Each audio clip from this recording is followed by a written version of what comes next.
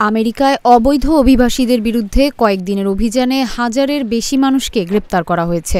মার্কিন অভিবাসন ও শুল্ক প্রয়োগ বিভাগ বা আইসির নেতৃত্বে অবৈধ অভিবাসীদের বিরুদ্ধে এই অভিযান পরিচালিত হচ্ছে। গত রোববারের অভিযানে অন্তত 956 জনকে গ্রেপ্তার করা হয়েছে। ডোনাল্ড ট্রাম্প ক্ষমতায় ফিরে আসার পর এটিই সবচেয়ে বড় অভিযান বলে জানিয়েছে আইসিই। 250-টিরও বেশি ডিজাইন অপশন নিয়ে ওয়ালটন স্মার্ট ফ্রিজ, বোঝে আপনার প্রয়োজন। এর আগে শনিবার 286, শুক্রবার 593 এবং বৃহস্পতিবার 538 জনকে গ্রেপ্তার করা হয়। ব্রিটিশ সংবাদ মাধ্যম বিবিসি ও মার্কিন সংবাদ মাধ্যম সিএনএনের প্রতিবেদনে এ তথ্য জানা গেছে।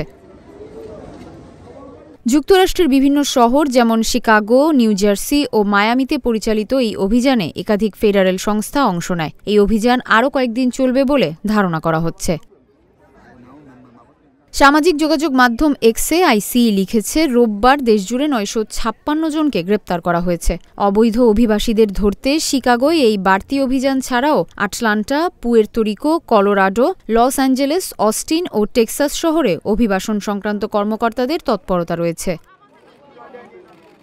ডোনাল্ড ট্রাম্প তার নির্বাচনী প্রচারে অবৈধ অভিবাসীদের দেশ থেকে বের করার প্রতিশ্রুতি দিয়েছিলেন। ক্ষমতায় এসে অভিবাসন ব্যবস্থায় পরিবর্তন আনতে তিনি বেশ কিছু নির্বাহী আদেশ জারি করেছেন। শিকাগোতে পরিচালিত অভিযানে তত্ত্বাবধানে ছিলেন ট্রাম্পের সীমান্ত বিষয়ক উপদেষ্টা টম হোমান। তিনি আইসির সাবেক ভারপ্রাপ্ত পরিচালক। সিএনএনের সঙ্গে সাক্ষাৎকারে হোমান অভিযান শুরুর দিনকে একটি ভালো দিন হিসেবে উল্লেখ করেছেন। এদিকে ট্রাম্প প্রশাসনের এসব তৎপরতার মুখে আতঙ্কে রয়েছেন অনেকে। তাদের অনেকে কাজে যাচ্ছেন না, এমনকি শিশুরা স্কুলে যেতে ভয় পাচ্ছে। বিশেষ করে যাদের যুক্তরাষ্ট্রে থাকার বৈধ কাগজপত্র নেই, তারা রীতিমতো আতঙ্কে দিন কাটাচ্ছেন।